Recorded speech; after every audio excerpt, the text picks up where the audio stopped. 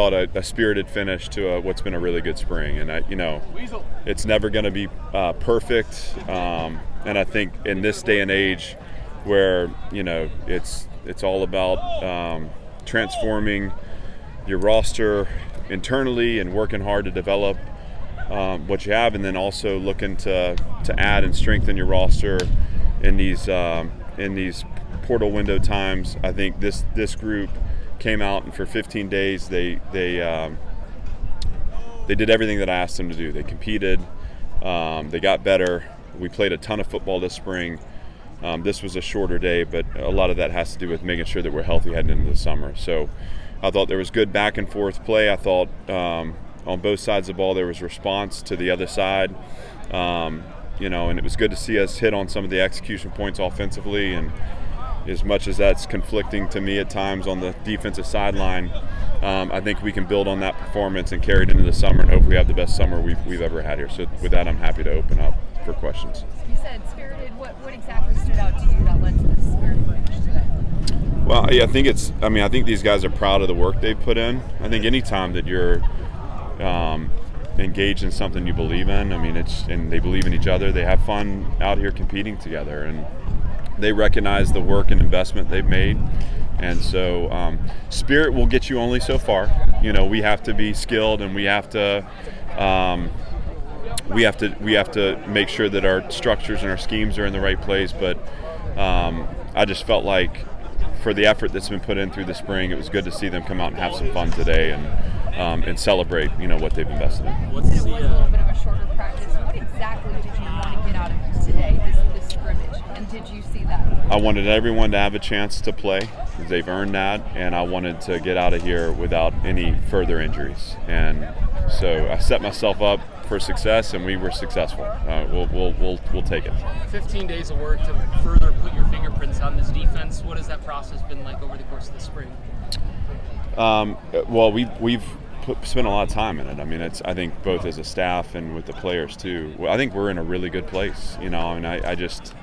We have a lot of work left ahead of us. I think we have some talented players. We've added some talented players that have helped us, on the field already. And I think it's about growing in comfort in the system through the summer and ironing out the details, because for us to win, again, we're not going to be able to just roll the ball out and play. It's got to be a high level of awareness, a high level of execution.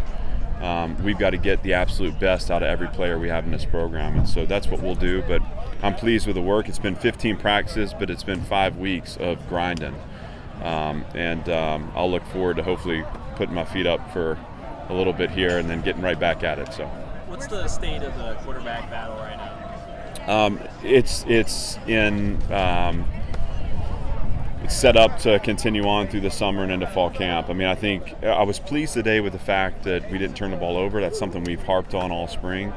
I think it was on the ground once, and the offense was able to recover it. I think all three guys that flashed. Obviously, I felt like Blaze had some throws today that were impressive, but we're going to introduce some new people in that competition heading into the summer. We'll open it back up in fall.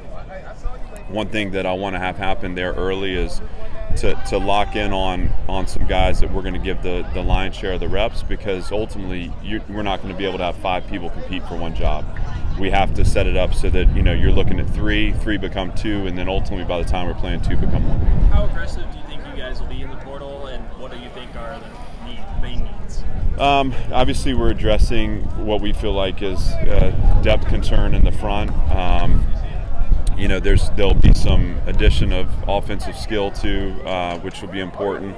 Part of that's a response to some of what we lost in the winter portal, and this offensive staff hadn't had a chance to bolster. But it all becomes a game of like what are the spots that we have open. Being aggressive is we're going to go and do what it takes to feel like we have the best possible team that we can take into the fall. We feel like we've covered some ground here, and I think through the winter training into spring practice we've made strides, but we're not done changing, and we're going to do everything that we can over the next few weeks to make sure this roster is as strong as it can possibly be. With the roster changing a little bit, up between the spring and summer. How difficult is it to evaluate now versus then? Evaluate. Just evaluate with different guys coming in and maybe not being here now.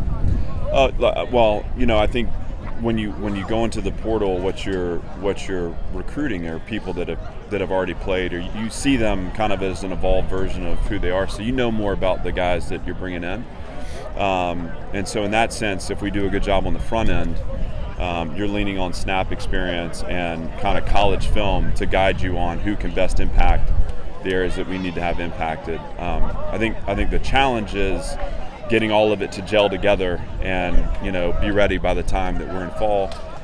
One of the things I feel like we've done a great job of here, though, is creating a connection in our locker room, and these guys will welcome in any new team members, and I think there'll be a quick assimilation, and we'll be on our way. Do you think Prince Colley is turning your corner? I do. I think Prince had a nice day today. He flashed to me a few times. I said this to him, so I don't mind saying it to you, but I think when I've seen him, and obviously I recruited Prince out of high school and formed a really close relationship with him, and he's had a challenged time to this point in his career. But early on, even like in our OTAs and stuff, there was a clear gap between his kind of just execution and like just the style of play, a gap between he and the guys that were running with that first group. He's closed that gap this spring. Now I think there's more left for him. I think we're only starting to scratch his potential. But that's why he can go have a great summer and a great fall camp and position himself to be a factor in us winning this fall. But I'm very proud of Prince, and I think he's made tremendous progress here this winter and spring. Clark, for you personally, how different was this spring taking over the defense, but also having a lot of new faces, players, a lot of new faces on your staff, and this, do you feel like the difference was a good thing?